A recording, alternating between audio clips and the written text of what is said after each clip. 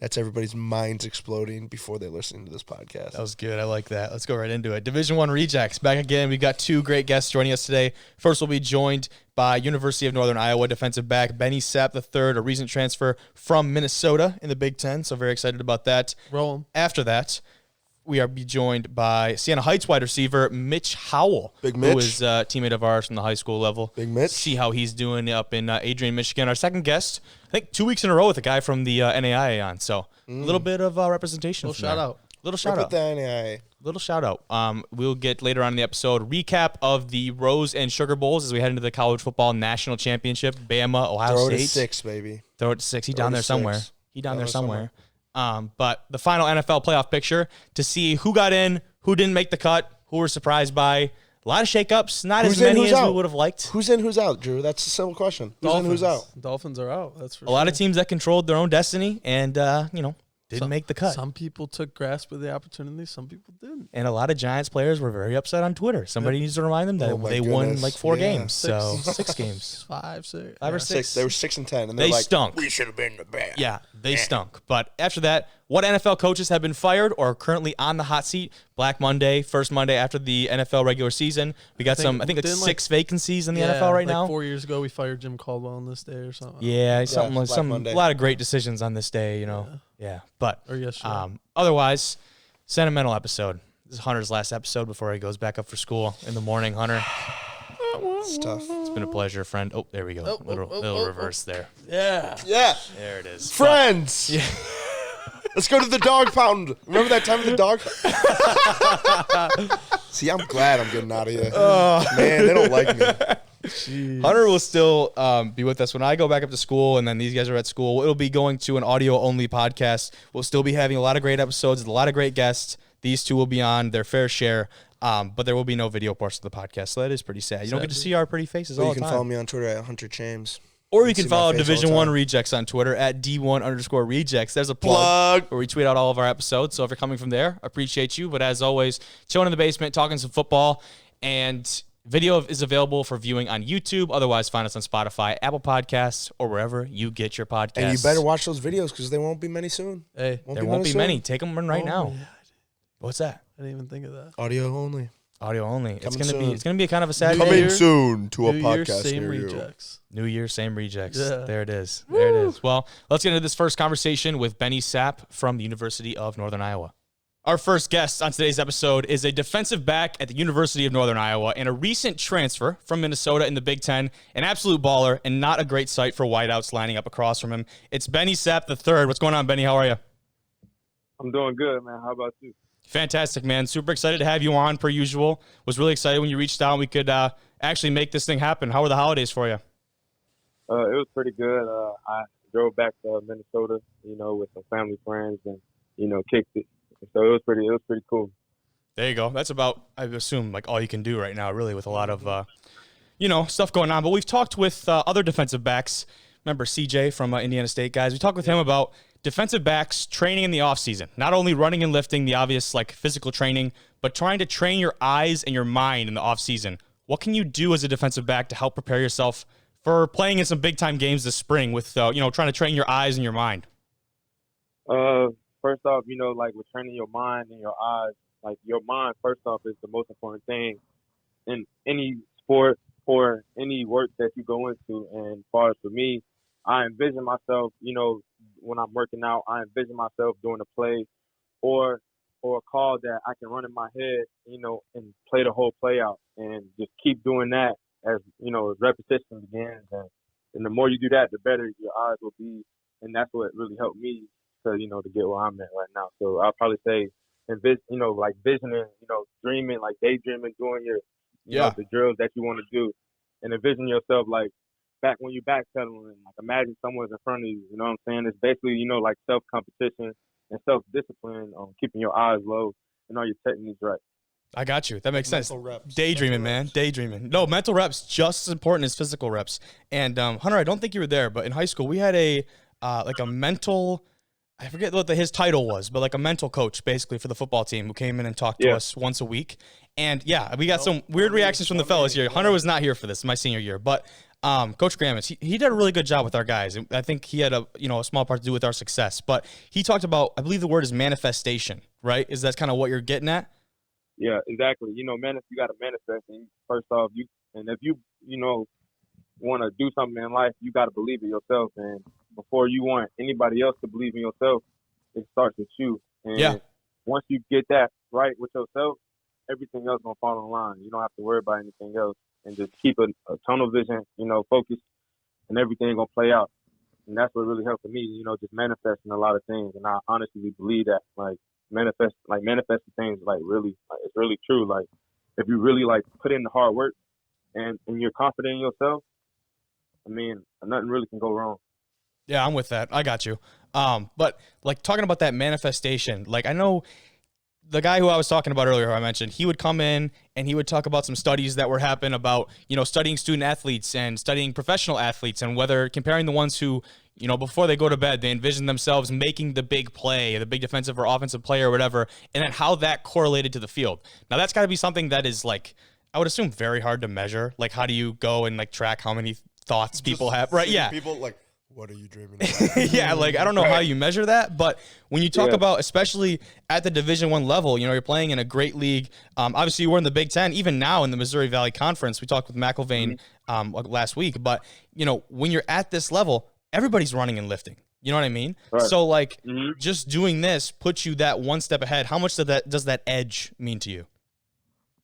The edge is everything, and like I said before, believing in yourself and knowing something, like that, what makes you stand out than everybody else, and keeping that thing that got you to where you at, work on that and keep working on it, and then you'll eventually stand out again. As far as, in the conference with everybody doing the lifts, everybody doing the runs and everything like that. So I'll probably say what stands people out is they're working on that favorite craft that they like to do, that they know they're good at, and they keep working on it. They don't just, sit there and fall back on it.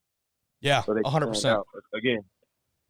And that's something you can do year round, right? You know what I mean? That's something you can always train, which is super important. But let's talk about your move from Minnesota to Northern Iowa. For those watching or listening that don't know, you're not the first one in your family to suit up for the Panthers. Your dad played at UNI before getting picked up by the Chiefs, in 2004. Went on to play for the Vikings and the Dolphins as well during his 8-year career. How much of a role did that play in your decision? And what does it mean to you to play there with that in mind? It made a huge impact, on my decision, coming to Northern Iowa, because I know I'll be at a place that I can trust. And as far as, the recruiting process in college, also, and in high school, trust is probably one of the main focuses in everybody's, decision. And I felt like if I go to Northern Iowa, I feel like I can get, I can gain the people's trust, and they can gain my trust as well. Of course. And I feel like I'll get a fair shot and opportunity. And with my dad, playing in NFL and everything, it really helped out, tremendously. And honestly, I wouldn't be in the position that I am right now due to all the little tricks that my dad gave me. So it's awesome. It's pretty cool. Yeah, I know. It's I would assume from an outsider's point of view, it's oh, your dad's in the NFL. Shouldn't you, I'm sure everyone holds you to a higher standard. Maybe not everyone, but how much, you said, he gives you all these little tips and tricks from somebody who has played at that high of a level. Like I said, for 8 years in the NFL. Not everybody makes it 8 years in the NFL. Not everybody makes it to the NFL. So what has his kind of hindsight and experience, what has his kind of advice been to you going through this process? It all started off when I was younger. My dad, he never was that parent to wake up, get up, and work out. He honestly, it was on me throughout the process, living with my dad and my mom and my siblings, to gain that hunger and that determination, throughout the process. And seeing my dad playing those 8 years and knowing that everybody don't get there, I mean, it's gonna make you want to do it even more. So, like I said before, my dad being there throughout that whole time was crazy. That's awesome. And that's all that crazy. Comes from within. You can't, you can coach people, and you have coaches and you have parents and siblings and all these external factors like you talked about, but there are only so many things that you yourself can control, and nobody else can do that. The intangible stuff, the guys have, right? There are just certain things like that. So I love that You developed that in the beginning, and obviously it's paying off for you right now because you're playing some really good football. But we talked to your quarterback, like I mentioned, Will McIlvain, about the level of competition in the Missouri Valley Conference and how solid it is throughout the league. You guys play against multiple nationally ranked teams. How drastic is that change in competition, at least that you've seen? I don't know how long have you even been around the team very much up to this point? I think the players, they're starting to come back around. Like, I think this week everybody's starting to come back. So I haven't really been around, any players besides, like Will and my roommate, DeMarcus Governor. Okay. So I really don't know the difference, or let's say. Yeah, I was gonna say, because I was just thinking about that. I was like, you really probably have not had the chance to be around these guys, which it sucks. COVID. Yeah, it is COVID. That's all it is. But I guess I could kind of rephrase it and be like, what are you expecting, like, heading into there? Coming from Minnesota, where you played, I think, like 11 games your freshman year. What are you expecting heading into UNI? I'm expecting the same thing how I first walked in the University of Minnesota, because Minnesota's in the Big Ten Conference, and now I'm transferring down to like the lower Division I. I'm still treating it just as if I was in the Big Ten or as any division that I would be in now, because everybody's here for a reason. Like you said, everybody lives, everybody runs, everybody got this unique thing about it. So I got to how I'm training myself is to treat this as I'm in the Big Ten, because you never know, because James Robinson might be the rookie offensive player of the year, coming out this conference. So you never know. True. So like I just always got to keep my head on straight and walk in like I came in at a Big Ten university and just keep that mentality throughout I'm here. That's the right mindset, man. That's the right mindset. Approach it exactly the same. And, I think you're going to have a lot of success. But to kind of finish it off here, I want to talk. You're one of 3 transfers coming to the Panthers from the FBS level. You're joined by an offensive tackle from Kansas and a defensive lineman from Stanford. So what impact do you guys have? What do you expect that impact to be on this program to help them build? They had a great 2019 season. Lost to, was it James Madison in the second round? Yeah. Yeah. So what kind of impact you guys, kind of bringing that experience at that higher level of football, even though it might not be that much of a difference, bringing that experience from a higher level of football, what type of impact do you expect to have? Far as, the 3 transfers, including myself from the FBS level. Yep. I expect, everybody, just like it's here, bring that mentality. And we was all in a, like a higher division. I think they're going to take it the same way how, I'm taking it, as in they're still at that place. And I feel like we're going to bring a lot of, competitiveness that's already there, and basically just keep building on a legacy that's already established, and making it more beautiful than what it already is. That's a good mindset, because more beautiful. Because there's something to be said about, like, I guess, coming into a program and having to build it from the ground up, right? But I mean, we were talking with Will, and he's a redshirt freshman, so he's redshirt sophomore quarterback this year, and you've got a lot of young talent around him as well on the offensive side of the ball. Their defense had some great games against some nationally ranked opponents as well. I mean, you come into a program that's already got this level of success. I would assume when you look at their schedule and you see, like, NDSU, James Madison, is it Weber State or Weber State? I think Weber State. Something like that. Yeah, one of the two. But those nationally ranked teams, I would assume that had kind of a big role to play in you deciding to go to UNI, because you knew you were going to be playing against some top talent. Yeah, most definitely, because I know Northern Iowa, I think they're ranked like number 3 in the preseason of the FBS conference. I didn't know that. So, like, knowing that if I come here, I'm going to get the best competition out of this league, and I want to push myself to limits that I don't even know. So coming here, I knew that that's going to happen. And I know that coming here as well, that I was going to get developed by the coaches and, and getting that opportunity. So I think that's what really, made an impact. All about the opportunity, man. And you're going to get a great one at UNI. But we're going to go and do some NFL talk here in a minute after we finish up with you. What are you looking forward to as we head into the playoffs here with the NFL? I'm hoping for the Bucs to win it all. Oh, man. Tampa Bay. My former teammates, Antoine Winfield Jr. and Tyler Johnson on the Bucs. So it would be crazy to see, some of my old former teammates, make it to the highest level already that they're already in. And then on top of that, win the Super Bowl. That would be the craziest out of body experience that that I can't wait to see them win the Super Bowl. So I'm calling it right now. There you go. Right. Wow. That's it. He's Heard it awful here confident. first. Yeah, you heard it here on first, D1 guys. Text. But I mean, I always talk to these guys about. Wait, has Tom Brady won a Super Bowl before? I don't know if he's ready for that. I talk to these guys all the time about like the guys that we played in high school in our conference that produces the most Power 5 players in the state of Michigan, and like watching these guys play on Saturdays, and now a couple of them hopefully playing on Sundays in the future. We've played against some great talent.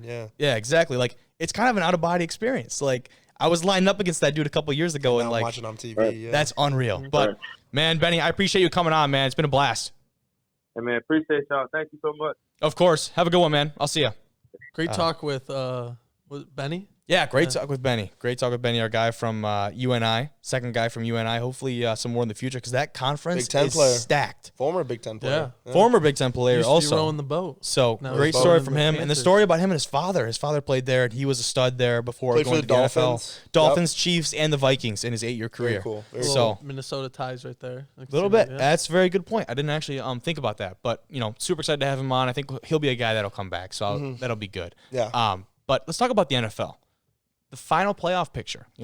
We've got the Chiefs in the AFC with the first round bye. Who's in, who's out? And the Packers who's out? with the NFC. The first round bye, they clinch over that dominant win over the Bears. Aaron Rodgers looked unreal. But I don't know. Were we surprised by anybody who did or did not make it? Nope. No, because Nothing at all. I think everybody would have, like, if there was a betting on it, I think a lot of people would have bet on the Dolphins not to make it. Just Agreed. because of Tua and his inconsistency. I was gonna say, so if they, I can't scrap wait the to talk some whole, Alabama. scrap the whole Tua Fitzpatrick, like back and forth. If they stick with Fitzpatrick, If they stick with Fitzpatrick, What do we I think? they're What do we closer in think? that game. I think it's at least closer. It's I'm not talking a about the 56-13. season. I'm talking about the season, the back and forth. I think this was Fitzpatrick's year, and then Tua grows under him, and then next year is Tua's year. That's my opinion. I'm going to stand by it. I don't think Tua has a year. I don't think he ever's gonna have a year.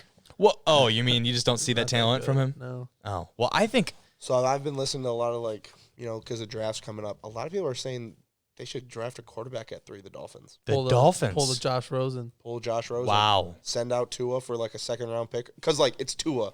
He's a big name. You could easily get a second-round pick for him. The Lions.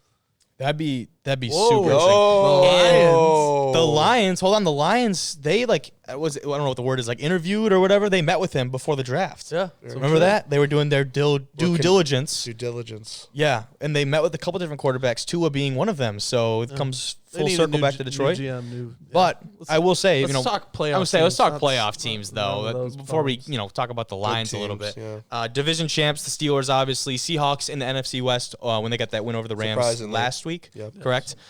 Then we have the Saints and then the Bills, the football team with the big time win, team.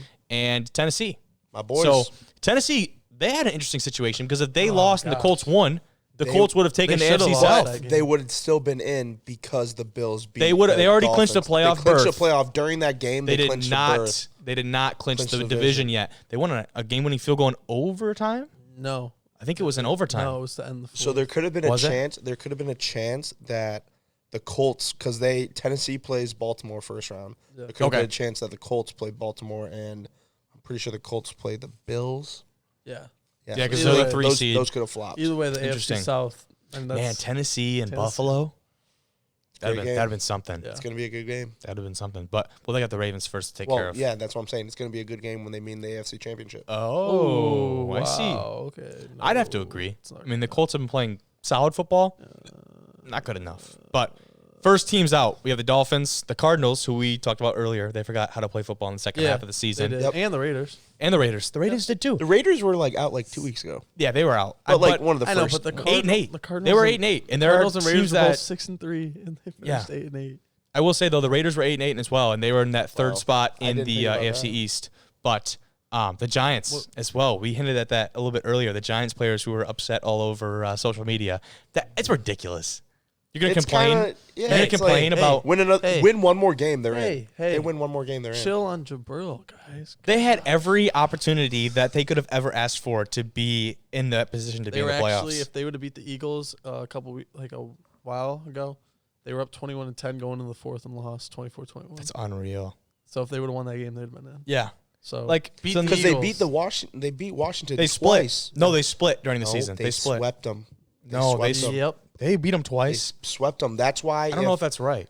It's right. You can It look it is up all you right. want. I will. But if that means Drew, that means if If there was Literally- any tiebreaker, they were in. they were winning, that's why if the Giants needed literally one more win, and that game Sunday Night Football wouldn't have mattered because it would have been Really, Giants that would have last been in. game of the season, which actually was kind of cool that it had some, not some, a lot of playoff implications. Actually, it really It had was none cool because until the Doug end. Peterson Yeah. was like, "Oh yeah, I'm not even going to try to win this game." He said, "What did he say? He I was was like, coaching to win I was this. he was coaching to win this I was game, coaching to and I win. felt that he deserved some snaps. That's why you just felt that he deserved some snaps at this time in the game." Go on. I think I don't know. it's ridiculous. I agree with you guys. I think that's ridiculous. There's no way that you can actually think that. And Did you watch Jason Kelsey trying to block that one blitzer coming up the middle? Pretty much was like Nick. Who knows? Who cares? Nate Sudfeld. Yeah. You're about to die. Like just like get him, put Hurts back in. Yeah, I know it. And did you see? You guys are Ertz? right. Giants 2 wins over Washington. They won by 1 point in October, and then they won again by 3 points in November. So Yeah, because 4 points in combined 2 wins. I remember that stat line that I was showing, like Daniel Jones. Like Daniel Jones is like 6-1 or like 5-1 against the football team. Really? Yeah, he like is like whenever didn't he know that. plays Washington, he's like When he super can good. play. Yeah. he's Danny. I think he's 3-1 because it's his second year. Yeah. So. That makes sense.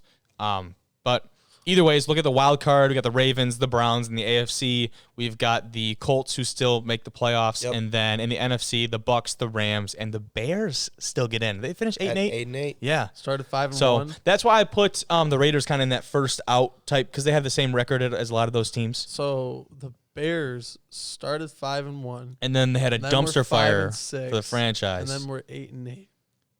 It's a roller coaster of a season. Oh, Mitch Trubisky on the year is like what? 5-2, 6-2 as a starter. Just saying. You can just say all you want. I will not buy into that ever. He's No. like 25-12 in his career as a starter. Is he? That's a I don't good know. record if I don't that's know true. about that. He but is. I don't- Dude, I'm not going to argue Yeah. the fact that he's a baller in big time plays. I just don't think I've seen it from him. He's not a big time quarterback. He's not. But he wins. He wins. He has one. But Win. if he had anything to say about, I'd say if he were as good of a quarterback as you're thinking, there'd be no question about the Foles and this and that. And I don't like think that there's would a have been his team. If Yes. you look at his stats since he's came back, he's played really well. So I'm saying though, if they had as wouldn't much have- trust in They him, wouldn't have brought in Foles. They wouldn't have declined True. his player option. By Yeah, the way, they that's a declined his great player point. option. now If what do they do moving forward They're with gonna him? sign They're- him. They're gonna franchise They're tag gonna him. Really they're for like a kind of limbo year? Yeah. That'd They're be either weird. gonna do that or draft or sign someone in free agency like a Fitz Magic. No, Fitzmagic needs to go It's to Detroit. Magic. Actually, Wayward actually, quarterback. the Lions need to sign Tyrod Taylor and draft a quarterback because every backup quarterback to Tyrod Taylor balls out when he starts. As long as we don't okay. puncture his lung pregame. Justin Herbert got 30 touchdowns, so our guy would be fine. Oh, after so that. maybe we should you're saying we should puncture Yeah. the lung before the game. Or he could get a concussion and then Baker could break the rookie touchdown Wow. record. So whoever You've we're cracked drafting- it. You've cracked it. Tyrod Taylor. He's the guy. He's the guy. for about a week. dude. Until he gets like some weird injury that nobody's heard of before. Let's talk about your Browns. They clinched the first playoff berth in 19 years with their win over the dilapidated Steelers, I will say. And now the Steelers have their weapons back, and the Browns do not. What happened to the Browns today? Browns are getting their weapons back actually. Well, okay, 'Cause sorry, a lot of I should people say. aren't think- Hey, a lot of leadership. people aren't talking Leadership. about it. Denzel Ward didn't play in that game.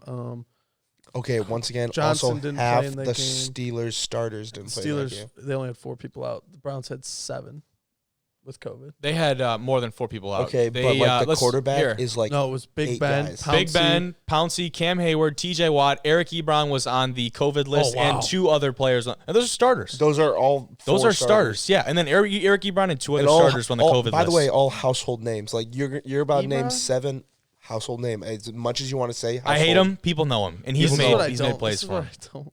But the thing is, you're about to name like 6 players, and me and Kobe are gonna know who they are because they're probably a third string. I mean, No, I they're was in the starters. I know dog pound. Denzel Ward. I know Five I know Denzel Denzel Ward. Ward, Ohio State, right? 5 starters. Okay, name him. Quinnen Johnson or whatever. He's Who? he's a corner, number 28. Forget his first name. Denzel Ward, BJ Goodson's a starter. Okay, I know Um, Goodson. He's a Middle middle linebacker. linebacker starter. Yep. Larry Ogunjobi was out Yep. starting defensive line. He actually has been pretty good for them, I think. Yeah. I know him. And Harrison Bryant. He's like the rotating tight end piece. I mean, I get it. He starts though. The But Joku and Hooper. I Yeah. know, but I think you're fine on the tight I end. think you'll be position. okay. you in that run a lot of position. tight end sets. I'm just They do. saying. That's a good Okay. point. That's a good point. All right, They, as long as I want to say, just But we aren't with getting our Stefanski coach. out. They win by 2 points behind Mason Rudolph's 2 touchdowns, 315 yards. In a big interception, though, that he threw at a key point in the game. But Baker's stat line was a little bit more on the meager side of things, Drew. Well, you forgot the 55 yards or 50 yards rushing that he had. That's a So, good point. He did run a lot more in this Yeah. game than he has done in the past, and he kind of showed that. Because he's always been that quick, out-of-the-pocket guy, but Yeah. you don't see him go downfield very Sneaky much. athletic. just I don't saying. know would you consider Baker sneaky athletic? I mean, he ran Yes. 4.8. So I feel like he's just a pretty athletic guy. No, I'd say sneaky. Oh, okay. Well, it's your opinion. Baker was 17 for Thank you. 27, 196 yards and a touchdown. But Chubb was back in a big way for them. Chubb was popping. Chubb What? had one big run. Other than that, he was kind of cold. He had a 47-yard touchdown. I feel like that's what Chubb is, though, and that's what a lot of running backs are. The stat for that I saw from Derrick Henry was like, even if you took away all of his first half runs, he still had over 1,000 yards. He'd be Yeah. top 5 rushing in the That league. was crazy. I saw that on That is Twitter. one of the craziest stats I've ever seen. Chubb is very different beast than Derrick Henry, excuse me. But Chubb He is also all missed- about He also missed 4 games. 5. yeah, 5 games. Four and and a half. Chubb is all about like you might get 3, you might get 4, you might get 2. All of a sudden, here goes Chubb on an 85 or whatever it Sure. is. You know what I mean? That's very much that has been Just like Chubb's Derrick game. Just Henry. a fact. Just like Derrick Henry. That's what I'm saying. That's a pretty good point. The So fact is, you're going to have to be able to run the ball better. yeah, I agree. But he had a 100-yard game, 14 carries, and a touchdown of his own. Even with the win, Cleveland finishes as a 6th seed in the AFC behind Baltimore, setting them up with a rematch this weekend with the Steelers in the first round, where they will have most of their weapons back, like I said. So, but we didn't even touch on Stefanski. Well, first off, when you talk about the Steelers, 2 weeks ago, with all these weapons, the Steelers were the laughing stock of the NFL. So I don't know how these weapons are so good. I get that the Browns only beat them by 2. And that's just not you guys saying think, that. yeah, it's I agree. The entire NFL. Before they beat the Colts, which they were down 21 That was or the game. 24 to That was the 7. game. Now people aren't treating them as a joke Yeah, anymore. They're like, wow, they came back. Yeah. Okay, like That was that's a huge win half for of them, though. football. They've played one good half of football in the past, 2 5 months. games? 2 Yeah, months. Like- dude, that's a great point. Like, let's that's a great chill point. on these amazing weapons that they have. Like, Big Ben looked horrible against the Bengals. Did, Looked dude. horrible against the Somebody Bills. get him some lotion. Looked horrible against the football team. Like, we're talking about teams that aren't like that. I Yeah. mean, the Bills are good, but the Bengals, Yeah, the football team, Agreed. Like, Whoa. oh, No they're disrespect good. to Oh, the they football don't have 8 wins. Like, I get it. The Browns are gonna have to play better, but these weapons, and then the guys in the NFL, they forget Yeah. that. Well, the Browns' second best defensive player, who's an All-Pro corner, was not playing. And their make a good point. signal caller, middle linebacker. Make I a didn't good know point. that. I didn't know that. Make a good point. Yeah, I But, did not you know know, that either. Whatever. Stefanski, though, yeah. Stefanski being out is gonna suck, but at the same time, I feel like So I feel did he like they're test? just gonna ride. Did he that. test positive, I or feel like is they're he? gonna a little ride it. fire. I feel like they're gonna ride. Did Coach he test Smith, positive, yeah. or is he like in protocol? No, he tested Tested positive. positive. He's He tested positive. asymptomatic. He just no symptoms. Okay, so is the protocol any different though for asymptomatic people? That's a No, good question. 10 days out. 10 days. So he'll only miss 1 week. Hopefully He'll miss they one win. game. He's Okay. coaching right now in the practice. Really? So apparently they said, like, as a joke, they're like, Stefanski's going to script the entire first quarter playbook and give it to the OC, and the OC's just going to call Just it. to read. He'd be like, He just "All right." unrolls the paper and it rolls out onto the field. But the That Alex would be Van so Pelt, the new offense coordinator. Well, he was offense coordinator, but now he's the new play caller. Okay. He called plays for the Packers a couple years ago. So Okay. I mean, he knows what he's doing. Yeah, it's not like, It's no not like they're gonna hand Stefanski, it- like, yeah. yeah.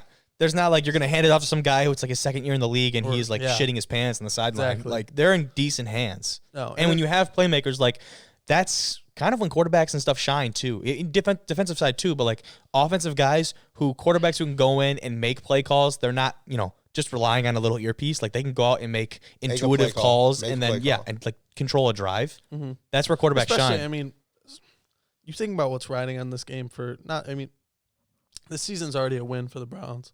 Agreed. They have But the a most playoff win, especially over the Steelers. Yeah, exactly. So I mean, Huge. Like people wouldn't forget the that. fuel to the fire is going to be Huge. just like, and you look at, even you guys brought up the guy that Baker and his wife hooked up with, like, it's just stuff like that. That's fuel to, like, they have Yeah. the entire The tile city on the bomb back. tile.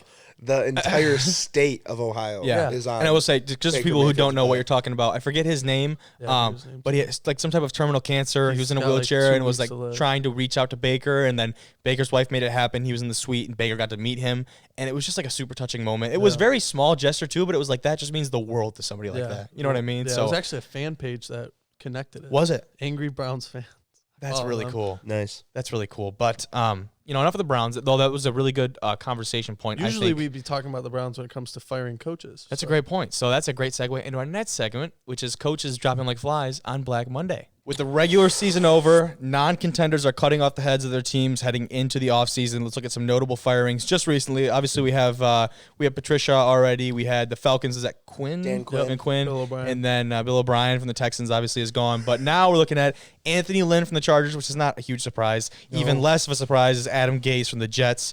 And then Doug But Marrone. that wasn't a firing. They both, and same with Doug Marrone. They walked away. Same They with Adam did. Gase. So that's they give you a choice, basically. They said It's a little "You're more gone or we fire you." a little more admirable. But either way, Adam Gase and Doug Marrone are both gone from their respective organizations. Do you guys see that tweet I sent you earlier from Jacksonville? It was like 1-0, not 1-0, satisfied. not satisfied. They won their first game of the year. Yeah. They must have. And then someone quoted it and said, evidently they were They satisfied. were satisfied. That was awesome. But on the hot seat, I know you kind of had something to say about this. The obvious one is Doug Peterson from the Eagles and how his inability to win games, especially meaningful ones, Or the He wanted ability to to win a try. game. or the ability to try and He win was coaching games. to win that game. That's what he said. Someone should have put him on the lie detector. That would have been great in his post, like his press conference. He like sits down with his little like chocolate milk sponsor in front of him, and then it's like, "What is this?" It's like, "No, put your finger on it. Put your finger right here. We're just gonna." Oh, I sent you guys a video too of or I told you what he said. Jalen Hurts in the video. He's like, it ain't right. Like, Yeah, it ain't right. Yeah, when he said It on the ain't bench, right. it ain't right. Jason Kelsey comes out. Apparently had to be held back. Who's the dude, by the way? Who's The dude. the leader? Yeah, Had to be held back from telling Doug Peterson to pretty much like F off. Like, he was pissed. man. And Miles Sanders comes out today and That's said like- nobody was happy. And I mean nobody. That's like as soon as How to lose a he's locker lost the room. locker yeah, room. well, How that's to like lose as a soon as locker JJ room Watt came out. 1-0-1. Yeah, as soon as JJ Watt came out against like Bill O'Brien, apparently he like exploded and was like super upset. You knew he was gone. So I'm assuming that's the same direction we're heading Kelsey's with here. kind of the same guy as Watt. He's That's like a that very great similar, guy. and he's been the guy that's been around there and has tight relations with the community. He like Obviously, when you like- think of JJ Watt, he is the Houston Texans. Yes. When you think of Jason Kelsey, He's he the- is Not to the same Eagles. degree, also- but it's- that's but their he is guy. plays That's offensive their line. guy. It's Yeah. because he plays offensive. Whoa, line. whoa. No, Whoa. I'm just saying like JJ Watt. Offensive line? He doesn't have the No, star I'm power. just saying, like, That's all it is. Yeah, star power. And 100%. I agree. JJ I was Watt just starts being up an like ass. the Hurricane Harvey relief in Yeah. Houston, where he's going out and donating millions of 3-time defensive dollars. player of the Yeah, year. D boy, like he does not have the same status, but like you said, he's that guy The leader for on the that Eagles, team. and it doesn't And matter. He even was the guy that was like vouching for Carson Wentz, and then when Dude, he saw, yes, when he he was. saw that Like, that's his Jalen was dude. the guy, he was like, all right, like this is our guy now. It had to And be then- hard. Yeah, well, obviously, Yeah. like, and then you saw the photo of Ertz, Kelsey, and Wentz out there. More than likely, 2 of the 3 of them will be gone. was I gonna don't know say. about Kelsey. Kelsey, but yeah. All their contracts are over after this. Well, other than Wentz. Yeah, Ertz is definitely going to be They're all gone, meeting but up. They're all meeting up on San Francisco. think so. That's Heard it the here take. first. Kittle and Ertz, Ertz. Ertz would be insane. You don't literally like forget about signing a wide receiver. Just 3 tight end set. 3 tight end set. They look like Stanford out there, 31 personnel. Oh, yeah, back to the Browns. Back to the Browns. Oh, my gosh. But another guy that we were talking about, I know you had something to say about it, was Matt Nagy from the Bears. Obviously, they're in the playoffs. They sneak in at 8-8, even after getting curb stomped by the Packers. Well, I just feel like a lot of people are saying, we can't fire Doug Peterson because he won a Super Bowl. Well, Matt Nagy's gone to the playoffs like 2 of the last 3 years. 3 or- years, never won a playoff game. Hey, we fired Jim Caldwell. True. That's So, I just- mean, I get it. But, like, if they didn't make the playoffs, I felt like he was gone. But they made it, so I feel like you got to give him one more year. There's a chance. The hot seat, yes. Firing, no. It will be for me Ow! whether or not. This shit's hot.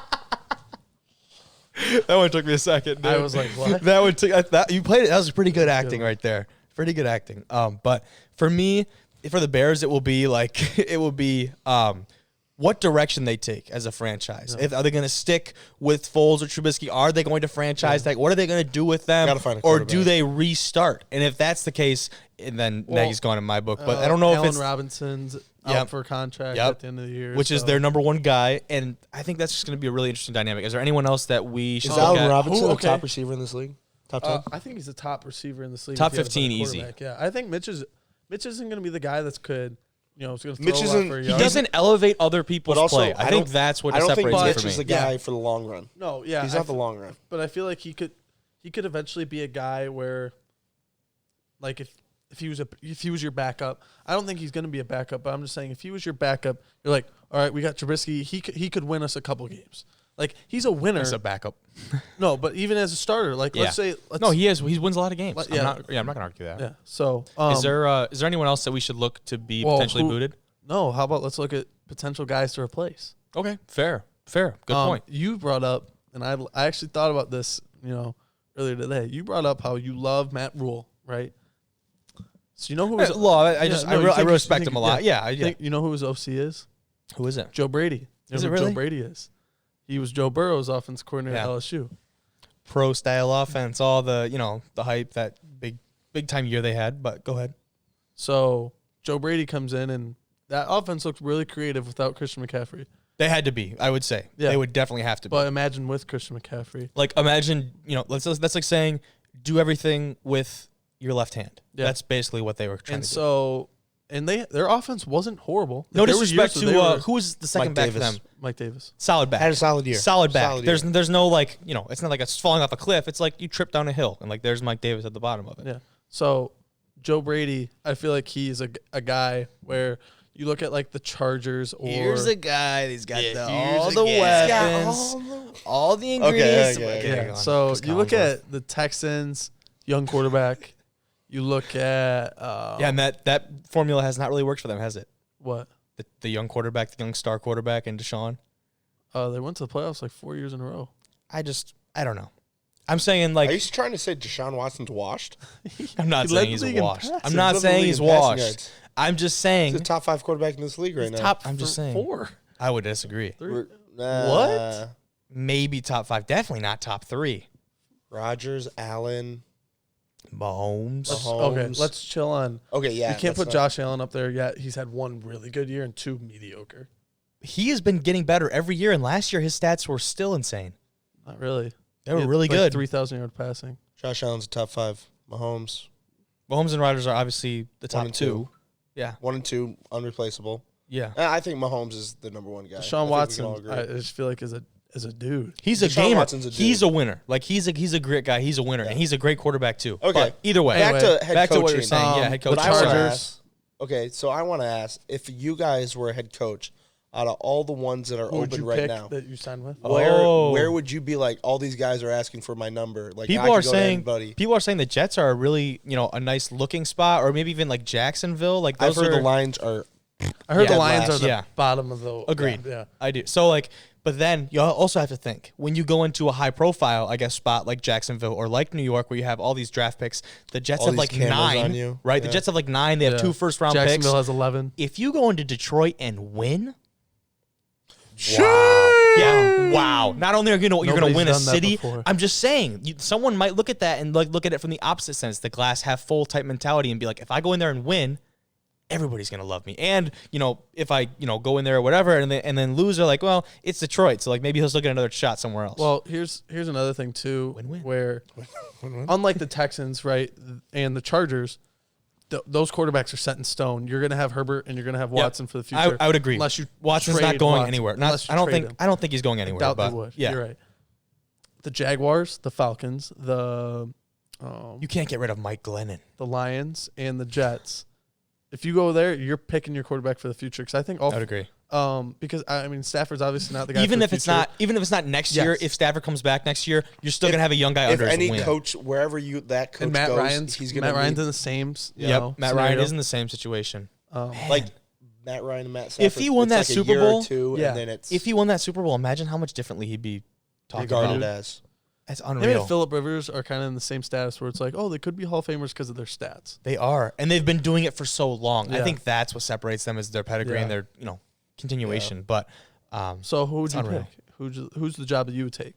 who's the job that I would take? That's a good question. I don't know, man.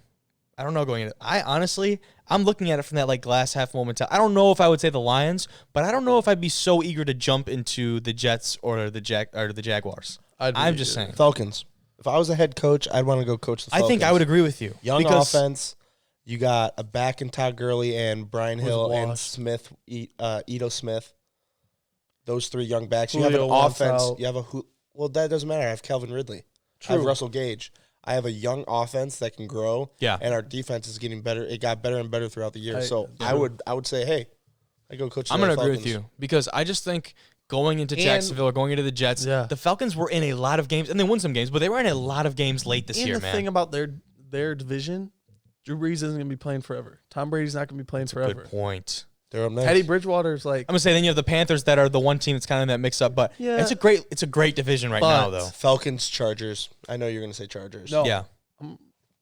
I'm going to Jacksonville, and I'm taking Trevor Lawrence, and I'm going to build off that. Oh. Because they also have... Herb buddy? Sticking with Glenn in there. Huh? My buddy Herb? Oh, no, I mean, Herbert's very attractive. Even after the haircut? No, well, that's not what I'm saying. Whoa, that's not what I'm saying. Herbert and the Chargers are a very attractive team to go. There we go. Because they got Keenan Allen, they got Derwin James, they got Bosa. Speaking of attractive, all the talent. Not to cut you off, just dripped out to the podcast today. Chill. Oh my goodness. Oh my gosh. Man is like, what do they feed you at Northwood, huh? Cash? What do they feed you? Cash? Whoa. Oh, it's like $41,000 to go there. You know, Whitmer just signed something about college athletes making money. You see that? It's like one of the first states to do it. Yeah, I'm telling you right now, none of us are going to be making money. I'm going to go with you there until those podcast royalties start rolling in. Yeah, true. We'll be able to make money off podcasts. Hey, Hunter, how do you like the new little setup over there for those of you who are watching? Nice little boom arm. Yeah. I don't know what to do with my hands. A little bit different. I think it's a good little thing. We'll try something different. But we're going to get into some college football talk here very soon. But before we do that, we're going to go talk with a friend of all three of us, I would say. Right? Yeah. Mitch Howell, a wide receiver from – oh, what? Oh, you're not friends with him? Oh, you're not friends? Oh, I was saying Drew. Oh. Wow, that turned on you pretty quick. Oh. Before we get into college football. All three of our buddies. Before we get into college football, we're going to go talk with Mitch Howell, who is a wide receiver at Siena Heights University in the WAC, Wolverine. WAC. Hoosier Athletic Conference. Is that because it's Michigan and Indiana? I'm assuming so. I was going to say. But either way, going to talk with Mitch Howell, and then we'll get into some college football talk. WAC. I bet it's a WAC conversation. Joining us now, second guest on today's podcast, freshman wide receiver at Siena Heights University in Adrian, Michigan, and a high school teammate of Hunter and I's, absolute baller. Hunter and I's. What? Hunter and I's teammate, yeah. That's what I said. Yeah, I like Anyways, Mitchell Howell is joining us today on the pod. What's going on, Mitch? How we doing? Fantastic, buddy. Fantastic. Yeah, that was a good little intro, huh? Hey, we tried. I think Hunter had a little bit of a brain fart heading into this thing. But Hunter and I. Grammar. Yeah. Kobe and I. Isn't that? No, that's correct. I think that's correct. That's correct. Yeah. That's correct. Oh, dude. What's been going on? Didn't you just get back from, was it Tampa? Yeah, I was, we spent Christmas down there with Jess and Brent and their family. So, we had a good time. Congratulations to her. I don't know. I'm assuming you guys Congratulations, saw. Yep. Big Congratulations. Pregnancy results there. So, Mitch is going to be an uncle. Oh, that's weird. That'll be awesome. But, glad they're all doing well. What has your experience been like? I know COVID, it's all been very weird, but Siena Heights, what is your first impressions of that place been like, dog? Yeah, I think you hit it on the head with the COVID's been a little weird. But campus has been good. Football, we had a pretty good schedule going. I think we got in about 30-something practices. Whoa. On top of workouts and all that. So we had a good little, you can almost say spring ball because our season starts February 27th, I believe, is our first game. Wow. And so we get back on the 11th and we kind of get back to it. Kind of like the beginning of the season, kind of starting over. But we got a good little time to practice.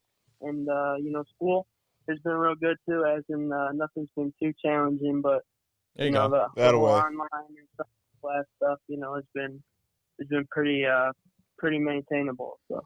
What are you majoring in? Is this something business oriented? I heard you can get a great education at Lake Orion High School, so it probably prepared you very well. Yeah, Lake Orion to the college level is it's a frictionless transition.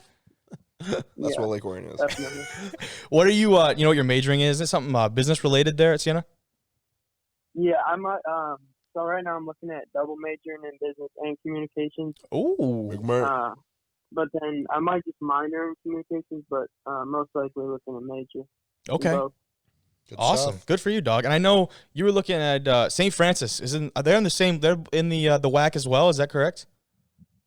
Correct. Yeah. So you were looking there. The yeah. WAC? Wolverine Hoosier Athletic Conference. Oh, nice. That's the NAIA conference. Sorry. Very nice. But he was looking at St. Francis too. And I know, Mitch, you looked at them because they had a great business program for you there, but ultimately, obviously, you're at Siena Heights. How important, was that kind of factor, and what kind of program do they have there for you?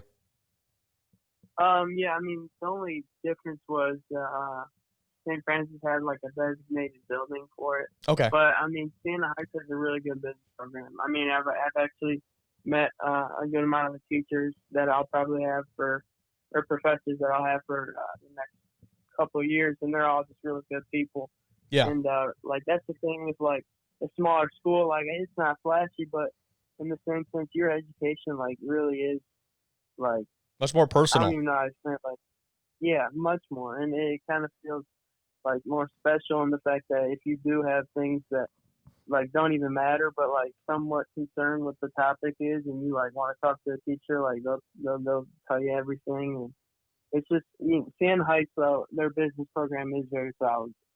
And, it's good to hear. But I feel like even like all of us, we all go to decently small schools. I would totally agree with that statement. I was about to say the same thing. Teacher, student. Because you talk with people at like Michigan and also State. we're all athletes. Yeah. And they're like, oh, you're an athlete. Let me take it one step further. Yeah, let me ease it. Let me tell you this way. Because I understand that's like an added stress or an yes. added factor. But you talk to people at like a Michigan State or even like a Grand Valley in some cases. Grand Valley's got 25,000 Those kids. professors probably don't even know your name. Dude, like when you have hundreds of people in a lecture hall or whatever and you email a professor, you might get a response like next week. You know what I mean? I think like a 45-person class at like Tech, I think that's big. That's huge. But like same with me, like that'd be big. But like at Michigan State, it's like, oh, I have a 500 lecture person class, and they're like, oh, that's nothing. Bro, it's unreal. It's unreal. But then it's like for us, and I'm sure Mitch, it's the same way for you. Like if you had a problem, like, you're going to reach out to your professor. They'll probably get back with you. Maybe you meet one-on-one, go over some issues, whatever. And then like, you're good. And that's resolved in a matter of days as compared to like the other things. Right. But that's just like one of the other, the differences of, I think, advantages in my eyes. I'm sure you would agree. Oh, 100%. That's good. That's good. But we talked with Lawrence Tech quarterback Brady Apple, Lapeer High School graduate, Mitch, so we played against him. We talked with him last week about the competition level in the league, in the WAC conference. And although you have not been able to play it, got a lot of practice in, how impressed have you been with the guys around you at Siena Heights? Wait, say that one more time. What have you been? How impressed have you been with like the talent and the guys around you at Siena? Yeah. It's definitely not what I expected. I mean, coming in, I felt like I fit kind of pretty well. I didn't think I was reaching too far. I didn't feel like I was doing anything. I feel like comfortable, but there's a couple. Not even to say a couple. There's a lot of dudes that you look at and you just look out of place. We got a lot of different like B2 guys that come to the NAIA because it's not the NCAA, so like the transfer rules obviously were different. It's a good point. So a lot of these guys, like we got a lot of like Grand Valley transfers. I'm pretty sure we just got a Colorado State transfer that's coming in. Oh. To play, I think it's wide receiver. He's an outside guy. Oh boy. But there's just we got Nick Stallworth who's here at Clarkson, and they're looking at him for the NFL. There we go. I mean, our defense is like when I say freakish, I mean like freakish. Like the athletes that we have on the defense, like all around, is just ridiculous. That's awesome, dude. That's awesome. I mean, anywhere you go, dudes can play. If you're playing the next level, you can play. It's not a bunch of scrubs. Yeah, and we were talking to Brady Apple. We're like, well, at least he said to me, you guys weren't here for the conversation, but he was like, I don't think dudes take the NAIA so seriously coming out of high school because it's D1, D2, D3. Yeah. A lot of dudes don't. They got scholarship money, man. They can give you money to go to school, and it's great competition. They I mean, I'm not to speak for other people's situation, but a lot of these guys, like, that they'll look and like obviously Division 1's a 4-hour scholarship, but a lot of these guys can get a majority of their tuition, everything paid for, like room, board, everything. So it's like it's kind of just if you kind of set your focus on like, hey, like that's somewhere I want to play, you can find a school. I mean, probably a lot of schools that are going to give you what you're looking for. Like that's just straight up. Yeah, and a lot of guys need that to go get the education at the next level. Like without that, they might not have a chance to go get that education. But Drew, you got 100%. Something? Yeah. Right. So Mitch, I got a question. Based off your practices so far, do they got you lining up in the outside of the slot? Because I always felt for a competitor against you that you could line up in the slot and you'd be one of those grit guys, those Julian Edelmans, the shorter receivers that will go catch the ball. Wes Welker. Yeah, Wes Welker. Amendola. Catch the ball, get 10 yards, get a hit on them, and you'll be fine. So where do they got you at? Good question. Right.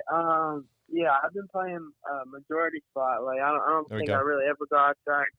There's semi good like athletes, semi good wide receivers to kind of like to move people around. I would say like we got I believe I'm pretty sure he's senior 6'5" guy. Who's just a phenomenal athlete. We got. I can't even speak for all of them, but there's just I'm mainly I'm playing in the slot, and we run a lot of we've been working on a lot of like West Coast style passing games, like going into the break. So good stuff. I think that fits your play style a lot more personally. 100%. I mean, having played with you, I would agree. Can agree with that. Like it's all about footwork, route running, being precise, and like finding holes, finding holes in the defense, finding soft spots, and like having that level of communication with your quarterback, which you and Blaze did well, and taking it as well. Right. It takes a special breed of guy to run across the middle, and then you can hear a couple footsteps, and you keep going to hold on to that football. Mm-hmm. That's for sure. Another question for you, Mitch. I'm pretty sure, just based off prior knowledge, a couple other OAA guys went with you in the last recruiting class. So who were they again? Oh yeah, who else from the OAA? That's a good question. We got Bobby Opolewski. That's right. Where's Bobby from? He's from Lapeer. Okay. They're both from Lapeer. Him and Trent, and then Kruger. He plays tight end, and then I think we got a Zach Greaves from Dakota.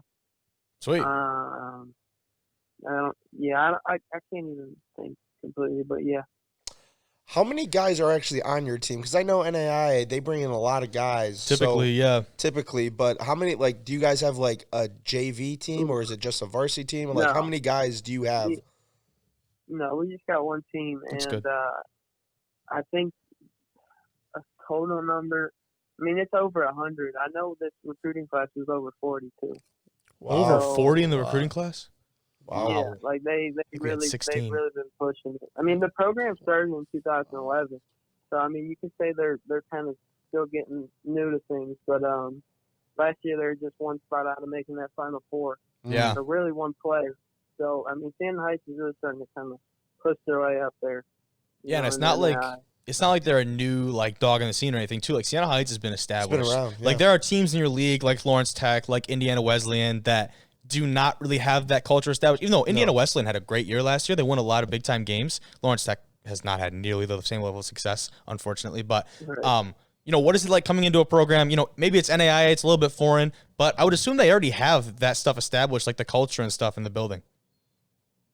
Oh yeah, I mean, it's kind of. I would say that it's kind of hard to describe. I think that I would look at the leaders of the team and kind of see how they do things in order to predicate like how the rest of the mood or the attitude is or the swag with the team. But like all the seniors, the older guys, we got like our running back. I'll say like he's a senior, real good athlete, just absolute stud. He's just one of those guys who just wants to, get a conversation in with everybody and just like get personal and just tell them to keep working. And it's just kind of like everybody's there to see everybody get better. Yeah. And I think like that's the culture that you can't really ask for nothing else. Yeah, I'm glad that's how it is. Top-down mentality. Like everybody's, a part of this thing. We all got to do it. We all got to do it to make it work. Job. Yeah, that's true. Everyone's got to do it to make it work. Make your backup as good as you, and that's like. It's easy to say. It's easy to preach. But like, you got to be ready. Exactly. Like you got to be ready. But like when people say like you're just trying to make That was Miami's thing back when they had their streak for a long time. It was like make the guys under you better. They were trying to make the guys that were either following you or under you right now, try to make them better than you are. And like that's so easy to preach, like for a coach to tell people that. But like for people to buy into that, I don't want the dude behind me to come start and take my job. Are you kidding me? No, I mean, especially even like new recruits, you're like, oh yeah, I don't want this kid. Yeah, like this kid just came. He's been in the program for 3 months. I've been here for 3 years. Why do you want me to? At some part of them's like that, even if they don't act like it. You know what I mean? That's just like human nature. You know what I mean? So Mitch, one last question for me at least. Did you guys have any like COVID shutdowns or anything like that to like stop you guys from practicing? Because I know we did have like shutdowns, but there was like one time our whole wide receiver core was out, and we just practiced with like 3 wide receivers pretty much. Well, we got shut down. So right. Yeah. So anything happened like that to you? I got shut down. Yeah. So we had a few different things. We had a couple waves where we'd have some position groups really go down. Nothing like this one where we couldn't really get a full squad out there. Okay. Like I had COVID and they did make me sit in the room for 2 weeks, 14 days, and like that was during like we practiced every other day, so like, I missed a good amount. I missed like 2 or 6 practices because of that, and the workouts with them. So everyone. I would say like a good amount of dudes had their fair share of like not getting complete reps in that little season that we had. Yeah, I got you. I know I had it back in August. I don't think either of you have had it. I had it. I want to say I had it back up at Tech in the very beginning. I've been tested so many times and I've never gotten it, so it's like I swear I had it before. Yeah, I had to get tested. Well, funny story actually. I got tested because we had our whole team had to get tested pretty much. Percentage. Our whole school got tested before we went to school. And so I tested negative, and then right after I got sick, and I was like, I think they drugged me. That's hilarious. That's hilarious. Well, Mitch, appreciate your time. Appreciate you coming on here, man. Before we leave you here, we're gonna talk a little bit of college football after this conversation. So, who's your pick? Buckeyes, Crimson Tide in the championship. Who are you taking and why? You can't really bet against Alabama. They're all around just ridiculous. Like Agreed. They always are. And Devontae is Devon. Dude, just like you already know. Like I feel like everyone in the country's all watching number 6. So babyface killer. Throw to 6. Skinny. 6 is open. Slim Reaper. Hey, shoot, he's down there somewhere. But Mitch, appreciate you coming on, my man. Hopefully, I know I'll have you on in the future. But best of luck with you as you head back to Siena, and have a good one, man. See you, big dog. Thank you. Appreciate it. Hey, see you, Mitch. Great conversation with Mitch. Mitch actually went to Oxford till like 1st or 2nd grade, so he did. I remember playing kickball with him. Do you have kickball? Little elementary school backyard, roughhousing? Yeah, and then eventually, it was Fortnite. Roadhouse. It was Fortnite. We would play Fortnite, and Kobe would get so upset anytime anything would happen with Mitch. So, shout out to Mitch. Shout out Mitch in our Fortnite days. We picked up a lot of dubs. I don't know about a lot. I think that might be an exaggeration. We did. You think so? Yeah, I feel like we did. Must have different It recollections. was like Fortnite days. It was like me, you, Those Mitch. Some different old days. Dude, people are still on that grind. Like, that is very much still. It was like me, you, Mitch. My brother would play that for 5 hours in a row. Really? I could play it. Not for 5 hours. Still? Still I'm not on it anymore. I'm not on it anymore. I balled out today on Star Wars Battlefront. I'm gonna get back on that with you. I will. Okay. I will. I'll get back on there for you. Cold War. Gross. Let's talk some college football, shall we? We ready? Yeah. Throw to 6. Buckeyes and Crimson Tide for the championship. Mitch said Alabama all the way, right? And I would, that's probably our consensus as well. But Hunter said that we were going to turn the Clemson Ohio State game off by halftime. Yeah, I did not forget that. So that was quite a bold take from you. I did turn it off at halftime. But you were talking about the reverse. I was. Man. And everybody was roasting Dabo that he was saying the 11th ranked team. Man, if I would have ranked it, I would have ranked Ohio State 11 too. I wouldn't know if I would have said 11th, but I don't know. Okay, I wouldn't have said 11th. Yeah, behind Coastal Carolina. Yeah, that was bad. Shit. I would have put them at like 8 though. Agreed. I'd put them top 10, but Oklahoma in front of them. Yeah, they look dominant against Florida. Did you go somewhere? Yeah, somewhere. Either way. Let's talk about that game. Justin Fields showed up. Like for the first time we've seen in a while. Trevor did show up too, but Justin Fields was the story on the night because unlike Trevor, Justin doesn't do this every week. Yeah. You know what I mean? And that's unfortunately that is the storyline, and that's true. He did win, so that helps his stock as well. But he helps Ohio State pull off the upset in the game. that obviously we did not see turning out in this way. Finishes with 385 yards and 6 touchdowns on only 28 attempts. Only quarterbacks to beat Trevor Lawrence. Fields. 2 Ohio State quarterbacks. He's not. You can't say he's an Ohio State quarterback. He was. Georgia, right? No, or Joe Burrow. Joe Burrow. Oh, you mean okay? That's like saying. Well, wasn't Fields at Georgia though before? No, yes, Field. he was. He was? Yeah, I thought so. He went to Georgia for. I thought that's what you were getting Jake at by Fromm- you say Jake you can't Fromm beat say. him out. Yeah. Then he ended up going to Ohio State. You mean Joe Burrow, the Ohio State quarterback? That's like being like, wow, Cliff Kingsbury's coached 2 of the greatest quarterbacks in the league that both went to. Look at those Red Raiders, Baker and Mahomes. Like Baker didn't go to Mahomes, or Baker didn't go to. Like he went to Texas Tech, but you can't be like, he's a Red Raider. Oh, that's a good point. No, he's a Sooner. That's a good point. Joe's a Tiger. Like, you know what I mean? Yeah, but like still. I know, but like, come on. Still, it was funny to see on Twitter. Kyler Murray's It not was. in Texas A&M Aggie. He's a Sooner. Okay, true. That's a good point too. Like where they made Jalen, it. though, I feel like Jalen, you could be like. Jalen could go either way. Because he did good at both. Dude, he was not dominant at both. Says the Sooner. Yeah, says yeah, the Sooner yeah. fan. That is No, super I'm biased. just I hope. What? I still think of him as an What if Alabama I was guy. a huge Ohio State fan? What if I was a huge Ohio State fan and I was like, Joe You probably Burrow? wouldn't be on the podcast. He got beat out by who? Me? No, I said if he was a huge Ohio State fan, he probably wouldn't be here. I was Got like, beat by Dwayne Haskins, I think. yeah, talk about it. Talk about a Stud. bust. I'm a bust. You know what? I should have brought it up earlier. Why I would not take Justin Fields. Terrell Pryor, bust. Cardell Jones, bust. JT Barrett, nothing. Hey, DC defenders, show him some love. quiet. Yeah, come on, XFL, Come on, man. baby, give me some XFL back in love. 2023. My Brax- DC defenders are going all the way. Let's go. Braxton Miller did nothing. Oh, he was Dwayne Haskins, insane in college. nothing. Braxton Miller was I wild. don't And that know what spin it move is. against Virginia Tech. That was the coolest move. of That all was time. insane. I do love Braxton. B button, but He was a wide receiver for a couple let's years. get back to Still Justin Fields. Clemson's I defense. would never. I wouldn't draft him. Okay, That's my opinion. Would you? not that the Lions. Okay. No. Oh, okay. Here you go. Would you take Justin Fields? I'll take or Mac Jones in the second round. Not. Oh, okay. I would take Jones over that too. But I was actually going to say Miller from BYU, or not Wilson. What's his name? God, Wilson. no. He's Wilson. terrible. Why I say Miller? Yeah, Wilson. that's A what lot people of are saying, dude. He is the I second do overall. not understand He's it. the next Paxton Lynch, that guy who had 1 year at I agree. non-Power 5 school. Mitch Trubisky had He was 1 He year, was a Power 5 school. but though. still he had 1 year. True. Where was Trubisky at? North Carolina? Oh yeah, I remember that. Okay, but but let's talk about Clemson's defense. They were the culprit Screwed for me. over. Why is that? It's not a targeting call. Oh, you're talking about Losing your captain like that. that It's sucks. gonna be a blow. His last That game, sucks. he got ejected in the I was national gonna say, title for last me, year. Like, I want to feel bad for him, but also he tweeted out after the game. He was like, "Have your opinion on it, whatever. I need to get my head up and know the rules." Good for Basically, him. Good But- for him to acknowledge that. But I agree with him.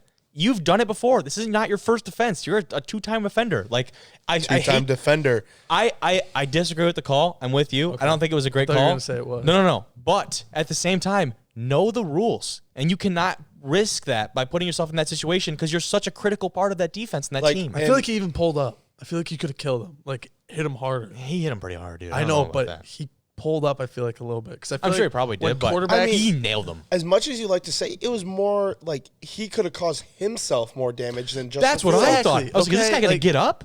like, that's what But I that's And he why got the- up fine. He was like, Yeah, that's why the rules are implemented. linebacker. Yeah, he was- I wear neck roll. Neck roll. he did. I need to get Baller. You know what? I even said this. We're watching the game with my mom, right? My mom's like, "Wow, watch Fields Northwood score. mom. Watch Shout out, Carol. Yeah, watch Fields score in like a play or two, and they'll make such a big deal out of it. Every Instagram post, Justin Fields is tough. Wow, he's amazing. It's actually- Oh my god, You're spot Justin on. Fields is the greatest guy ever with the cracked rib. Bro, No, because they've had those Relax. posts. They've had those posts in the drafts for so long, and now they're just like outflowing. because like he was horrible. Yeah. and then all of a sudden he could Inconsistent. I wouldn't say horrible. I would say no, not- inconsistent. yeah, you're right. Yeah. Okay, but this year he should have been a lot better. He should have, bro. Coming off that last year. Come yeah. on. But Clemson's defense, I do want to say, it was their secondary for me that was really disappointing, and it was the one-on-one matchups. We talked about like Ohio Number State. one, he played terrible. It was Ohio State versus Northwestern. Then they like ran the ball for 300 yards because they were better athletes. Clemson usually has the best athletes in the country, or some of the. Ohio State is up there too, but you cannot get beat one-on-one that many times. We saw 6 touchdowns from Fields, and that's because he was not afraid to take shots deep down the field. No. A ton of shots down the field. Clemson, and that was bad. Clemson in the first half. I don't know if you guys saw their other captain who was out because he got a targeting 24. call. 27 or 24. One 24. Of the other. Anyway. Yeah. He was out the first half. They're white safety. Yes.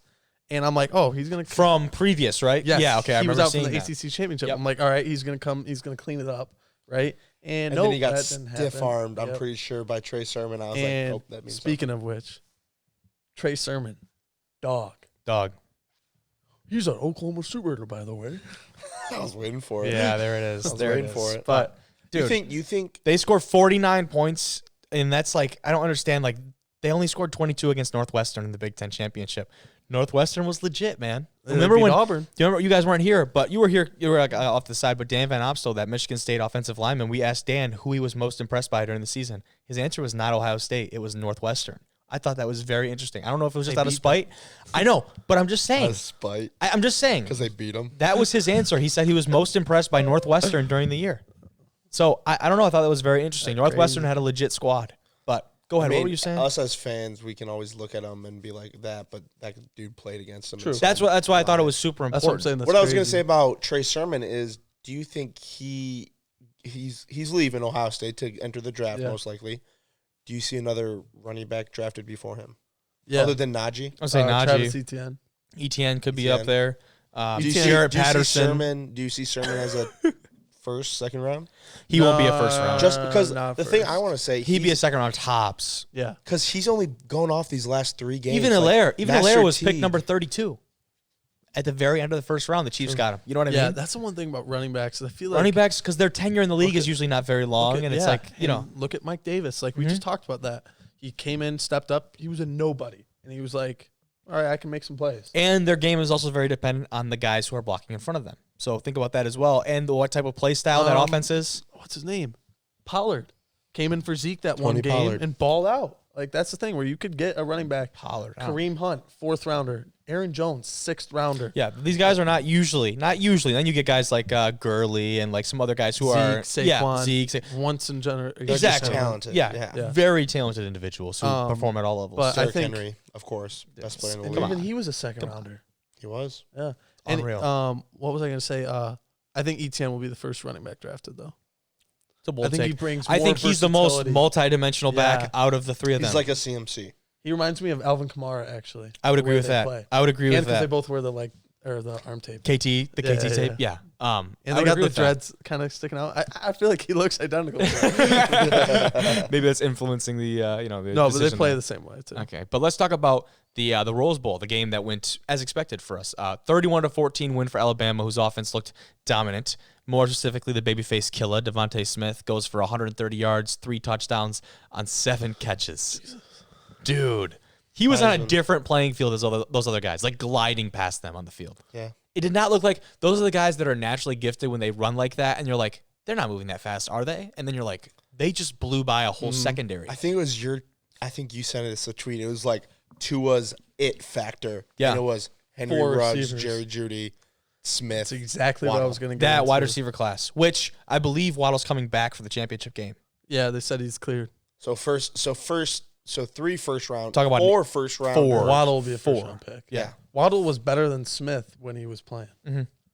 And then he got hurt and Smith took off. Was just like, hey, this is my opportunity. Well, because now he jumped on it because now he's the guy, and so he stepped up big time, which says a lot. What a recruiting class! Unreal. No, my bad. Hold on. Tua wasn't actually that good of a pickup. Whatever. Najee Harris National and those 4 receivers. I mean, we can talk about this all day. I don't like Tua. Neither do I. All right. Anyway, continuing with your 2017. But that image of him sitting on the field in that Dolphins uniform in the same spot where he got hurt, I was like, yeah, it's crazy he didn't make the playoffs. Yeah, very touching. Damn, grow up. You know, it was also a great story boys. when Tim Tebow beat the Steelers, and nobody thought he was going to. What? He didn't get why are you telling that to me like I'm a hater? Because good stories don't mean anything in the NFL. That's you a good either point. produce or you don't. That's a good Tebow point. was the best story. Tebow's a top 5 story of all time almost. If you think about like stories. I run through a wall. You'll never see a player work as hard as I can for the rest of the season. God bless. That was awesome. Anyway, but back to Tua. I really read his book. Good read. I have actually. Sorry, yeah, I've seen some. Or I've read parts of that too. It's a good read. Read the whole thing. The receivers, crazy. Yeah. But crazy. But Najee Harris, Mac Jones did not exactly have off days. You're kind of going off my little. No, Yeah, sorry. I was actually going to go with it just because. Yeah. Anyways, Najee Harris, 15 carries, 125 yards, and 4 touchdowns, 300 yards for Jones. 25 for 30. This is what That's the Alabama difference. They take care of the ball. You don't see them. Even, Saban was upset that Notre Dame scored 14 points. They almost let them hang around in a sense. They should have put their foot down and stomped them. Yeah, the headset wasn't working. Man. I can't hear you. Man, I got to coach a program. I got to coach a program. So you're going to get the mic. He's so funny. You're going to get the mic working. Get the mic working. Going to get the mic working. I'm upset, okay? I got a football team to coach here. I don't know what to say. But he's so good at this. He's awesome. He's such a that personality. That would be a great person to have on this. Dude, that'd be the last person. That Orgeron would be number one before Saban. He's talking Joey Molinaro. Yeah, he's talking about Joey. Oh, Joey. Dude, that'd be fantastic. Are you kidding? Great. He wants to get on Colin Coward's show. We could be like his step up. Oh my gosh, that would be great. Before we get off Mac Jones. Yeah. I do like Mac Jones. I think he's a prototypical drop back passer. He's a very NFL style quarterback, similar to Joe Burrow, I think. But is he being carried by those same receivers that that is the number one question I think that every NFL franchise is looking at when they look at Mac Jones. When you have all this talent around you, you can't fail. Yeah, exactly. But I would go back to that 25 for 30. It takes a good quarterback to put balls in the right places to only have 5 incompletions and no interceptions on the night. It does. I don't care what kind of receivers you have, but I'm going to agree with you, and that's the reason why he's at the same level. Deep balls. Yeah. Because those receivers are wide. And then we didn't usually see that from Fields. That's why it was so shocking for me that we saw that in the Clemson game. Yes. So he took so many shots downfield. So and that's I expect him to do the same thing against Alabama. But why wouldn't they? I think Alabama has Patrick so much Surtain, better athletes. The corner, number 8, he's awesome. Yeah. That's why I want the Browns. Well, I want to save most defense. of our preview for Thursday's episode, so we kind of preview the rest of the matchups. So, Hunter, sorry. Oops. I'll give my pick right now then. Can I give my pick? You can go ahead. Picking why? Bama by big. By a lot. Turn off by halftime? You better not say turn off by halftime. No, you won't turn it back. It's the national championship. Everybody's going to be watching it. But 3 Heisman contenders. They're going to run the ball. I think this 2 candidates. I think this is a game that Devontae Smith, I'm going to see 3 catches maybe. I think they're going to run the ball down Ohio State's throats. Wow. I wouldn't say 3 catches. I'd put him at 5. Yeah. Okay, but he only had 7 though against and 3 TDs. They kind of pulled the brakes up a little bit. 100%. But I think they're going to be so focused because Devontae Smith is going to win the Heisman tonight or yesterday when you guys are listening to this. They're watching or listening, yep. And then they're just going to be so focused on him. Ryan Day's going to be so focused on him. Be like, stop. Najee's just going to have a game, I think. How much does Jalen Waddle contribute? Oh, I forgot he's bad. I think he has a bigger game than Smith. Interesting. We will see as we preview that game on Thursday's episode, so make sure you come back. So or it'll really be a Friday. We'll record it on Hunter's Thursday. last episode. It's also Steve Sarkisian's last game coaching Alabama. Boom. There you go. That's what I'm talking about. That's the segue that we needed. Steve Sarkisian named the new head coach of the University of Texas. And when we had my dad on the show, he wanted him for the Lions. Uh-huh. Really? Mm-hmm. I mean, he's a great football mind, but... What, you didn't listen? I did not. Texas. I'm going to be honest. I was on vacation. I did not. Hey, we'll cut him some slack. But the former Alabama offensive coordinator gets the job only 5 hours after the Longhorns fired Tom Herman, who went 32-18 in his time with Texas, and 7-3 this year, finishing with a win over a solid Colorado team in the Alamo Bowl. Which I will say, can we call him a friend of the show at this point? Mel Tucker. Yeah. Friend of the show, Mel Tucker, after that retweet on Twitter. Big listener. Long-distance friend. Long-distance friend of the show. COVID friend of the show. But I think he deserves... Maybe acquaintance. Acquaintance of the show. I think he deserves a lot of credit for that Colorado team's success this year. For sure. 100%. You know what? And they were a solid squad. Are they Pac-12? Yes. Okay. Yes. And after that retweet, I'm fully on the Mel Tucker bandwagon. I'm Let's jumping go. on. Let's go. Yeah. I'll jump on that bandwagon. I'm with it too. I'm with it too. Anyway, but let's back to Sarkisian. back to Tucker's bringing us back, baby. Sarkisian, he turned down the chance to interview for the Auburn job just last month and declined a chance at the Colorado head coach position last year. Well, okay. Very interesting. Now, both of those are much more, Here's the difference. You're facing Nick Auburn, Saban every year. Oh, that's you're a not good gonna point. beat him. And we've seen Nick Saban versus his prodigies, or when they play him in the future. Gosh. Never works. Not very Next good. question. Yeah. But you know what? I'm glad you brought up Auburn. I'm glad you brought up Texas because Michigan, listen up. Texas beats Oklahoma. Good night. Texas has beaten Oklahoma multiple times since Herman's been there. Texas has beaten Oklahoma since Herman's been there. Gus Malzahn beat Alabama since he's been there. Harbaugh hasn't beaten Ohio State, but it's okay, Jim. You can. That's a great point. That's actually, I think that's a pretty good comparison too. That's actually a really good comparison. That's why as I much was as you're gonna so, snore it off. I stole that bit from Jimmers, by the way. Yeah, dude. Really? He would just start snoring when he thought something was not interesting. It's bad. It's bad. Let's not make that a recurring thing. No, but yeah, I just don't get how you.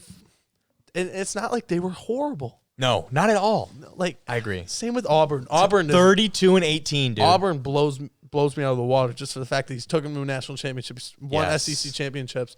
I mean, I get it. Texas hasn't won a Big 12 championship, but they were there against Kyler. Records, dude. It's just the record, and like now it'll be interesting because Texas has unrealistic obviously. expectations. You know, he'll stick with Alabama. Sarkisian will stick with Alabama through the national championship game, but this takes his name out of the NFL openings, like I said. But I also saw quarterback Sam Ehlinger for the Longhorns will not be sticking around to wait for Sarkisian. So that might be a little bit of a reason he's foregoing the extra year of eligibility to enter the 2021 draft, which there's a lot of quarterback talent in this draft. Is that really the best idea for him? I'm just saying. Dak Prescott, Tom Brady. Yeah, you can hear the 6th round pick Sam all day. Ehlinger's Dak was a dude at I'm just saying. State. I'm just Tom saying. Brady Yeah, was good at Michigan. Like for me, there's a lot of talent in the quarterback room in this draft. Honestly, as much as he played terrible, trust me, I was there. Horrible. Like he played terrible. I think Kyle Trask could honestly, if he gets the right system, dude, could be a dude. Kyle Trask, a million. Trask, Jones, Fields, Lawrence, Lance from NDSU. Even I'd put ahead of this guy. I would 100%. He's a gamer. No, I thought you said drafting him. I'm not so sure about drafting him. He's definitely better than Allen. Don't trust those NDSU guys. Look at Carson Wentz now. Yeah. Did have an MVP season. I was gonna say he's had a couple good years of football there, Hunter. I would if Trey Lance goes on to win an MVP, I think his career would be okay. But heard it here first. D1 Ray Jackson. Yeah, honestly, I just think back to the Texas thing. Yeah, you're not Oklahoma. Honestly, if Matt Campbell stays at Iowa State, they're not Oklahoma. Iowa State. They're not Iowa State either. Like, they are Texas. They are Texas. No, like they're not in that level. Oh, I see. Yeah, horns down, baby. Yeah. I think that about wraps it up for our college football talk. Pretty much. Let's get into what team or player caught our eye this week from this weekend's set of games. Mr. Boom Arm over there, would you like to lead us off? No, I want him. Let's go. Have him. Oh, you want to go to last? Because he's been saving this. He has actually not told us who he's selected for this week. Yeah, it's actually not on the rundown, so it's a surprise. I think that's more of just you didn't really want to type up, what you wanted to say. But and it's also like I know what I'm going to say, so that's fair. Yeah. This is a guy. I'll start us out. I had to write this down. This is a guy that I personally did not know much about before seeing him play, and that is Devin Achane. I'm hopefully pronouncing his name right. I looked it up, tried to figure it out. But Achane, the true freshman running back for Texas A&M that came in during the second half of the Orange Bowl after their starter, Isaiah Spiller, who is a great back. See CJ Spiller's brother? He might. Maybe. Not too many people with the last name Spiller. I was just going to say. Yeah, either way. But Isaiah Spiller, who's a great back in his own right, he went down, and then Achane balled out against UNC. 140 yards, 2 touchdowns, one of which was a 76-yarder to give the Aggies the lead. That was crazy. Dude, he only had 12 carries, meaning he averaged almost 12 yards per carry, and he earned the Orange Bowl MVP as a, again, true freshman running back, impact player in a big-time game. That's my guy. I wonder how old Spiller is, because they could go with a 2-back system, or he could be the guy from future. So, yeah, I think Spiller is actually like a redshirt sophomore. I know he's on the younger side, so it's going to be Chubb Hunt. And I know Chubb Hunt. A&M coach again. Who's A&M coach again? Spiller and Jimbo Fisher. Jimbo Fisher. So Jimbo Fisher was approached. Some wheels. He was approached about this because they were the media. Yeah, I saw him running like that. What? He got some wheels. He was running from the Gatorade. He was sprinting. They were literally about to dump it. Yes, I did see that. Yeah, I want to right in the middle of the field. Him and Kirby Smart. They were running. Did you see how exhausted he was afterwards? Yeah, The dude was like panting. He didn't put his mask back on. But the media approached Jimbo Fisher because they talked about that, like that running back duo, and how he's like, we love it pretty much. He's like, there's no problem. But that's the answer you're supposed to say. But like, he loves it. He loves the competition. He's like, we're going to utilize them both very well in the coming seasons. So look out for Devin Achane and Isaiah Spiller. But Devin Achane, the true freshman running back for me. Drew?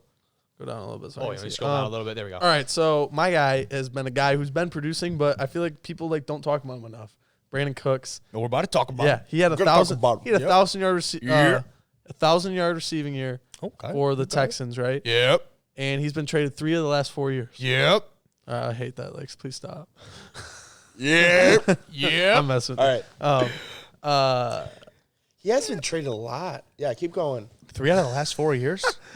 He was on the Saints. We're taking all his mojo. 1,000 yards. Then he went to the Patriots. 1,000 yards. Then the Rams. Yeah. 1,000 yards. Did he actually? How much did he have this year? Last year he was hurt, so he only had 500 yards. Gets traded again and has a 1,000-yard season for the Texans. He's the first receiver in NFL history, I'm pretty sure, because he was the first in NFL history to have it on 3 different teams, 1,000 yards. So he's got to be the first. Yeah, he's got to be first for 4. And so I did not know that. Well, Will Fuller going out too definitely opened eyes. And plus, everyone was like, how are you going to... That was a steroid or something, right? Yeah. What was some type of substance? PEDs. Well, dude, didn't he blame it, not to get away from this, but didn't he blame it on his doctor, too? Like, the doctor told me that, it had everything in there. The little Joe Bocci, Joe Bocci. Gosh. Blast from the past.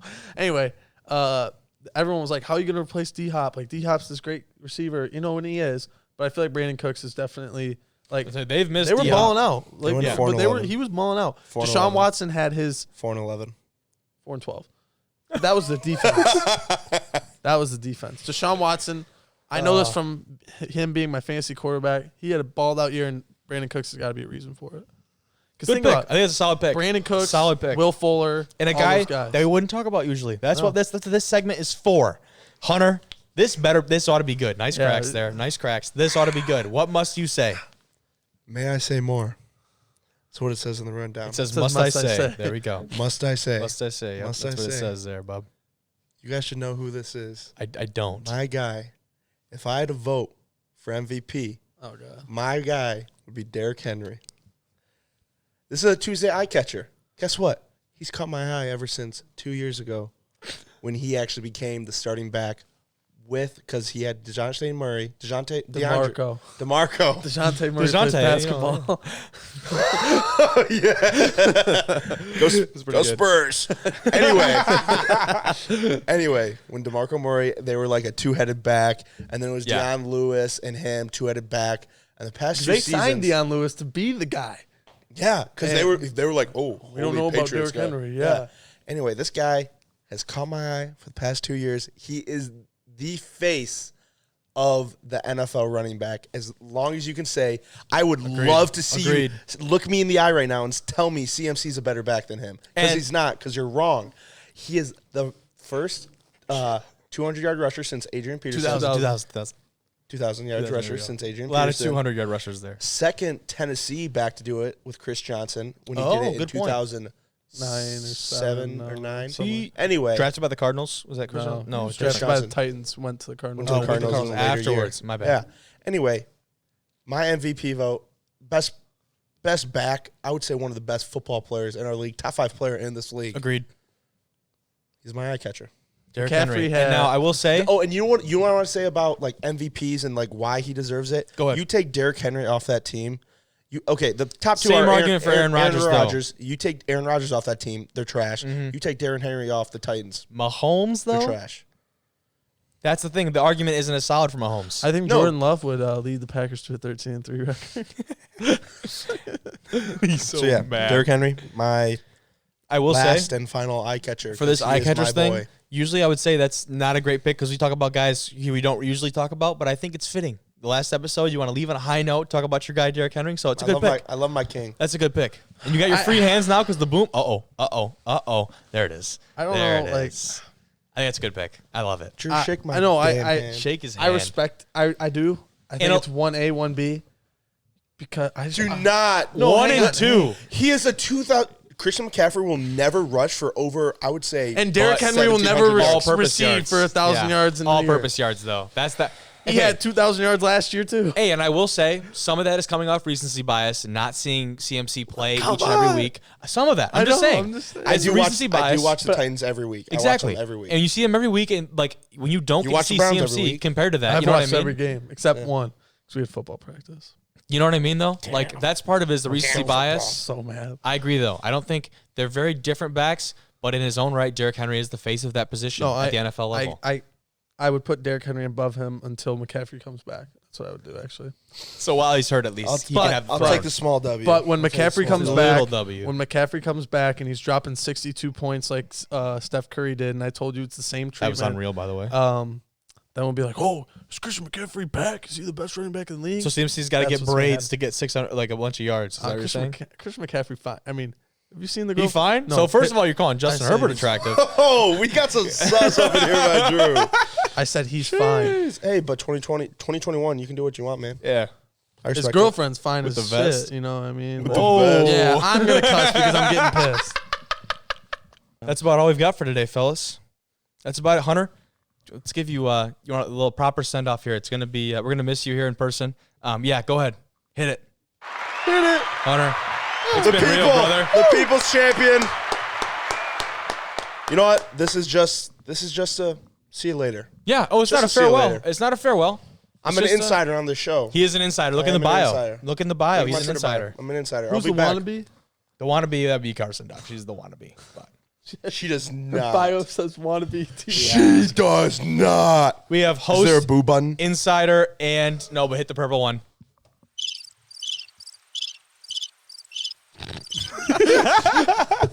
Host, insider, and analyst? Analyst. There we go. That's what I said. It's like we should, trio. when we go back, we should definitely do something like we'll call in for picks or something. Oh, but football's about to be over. I know. It's going to be weird. It's gonna be weird. Hang on. Crazy season. We will get our picks on Thursday. Browns, Steelers. Who you got? Hey, no, we'll incorporate them for picks. We'll incorporate them for picks. I'm not gonna do it right now. I can get a phone call. You were supposed to. And I told you, I said I can't go on, but you could call me. What? No, you bailed on a call last week. No, I said you had to go to a carnival. That was Tuesday. Oh, carnival? That was Tuesday. Thursday, you never did anything. I don't know. We weren't going to set something up for Thursday, though. Well, that was going to be We'll figure it out. We'll figure it out. But it's been a wild ride. Anyways, it has been. Hunter, we'll see you. We won't see you, but we'll hear you. We'll hear you. It'll be in our hearts and our ears. Just want to say, sorry we kick your guys' asses next year. Okay. Division I Rejects, YouTube, Spotify, Apple Podcasts. Find us wherever you listen to podcasts. Wait, hang on. Before Hunter leaves, are you guys going to actually beat them this year or no? It's a great question. It's a great question. Hey, I know the answer. Two big O-linemen commits to Northern in the last 2 days. Wow, the people's champ is here, everybody. Division I Rejects, thank you so much. Have a great weekend. Or week, really.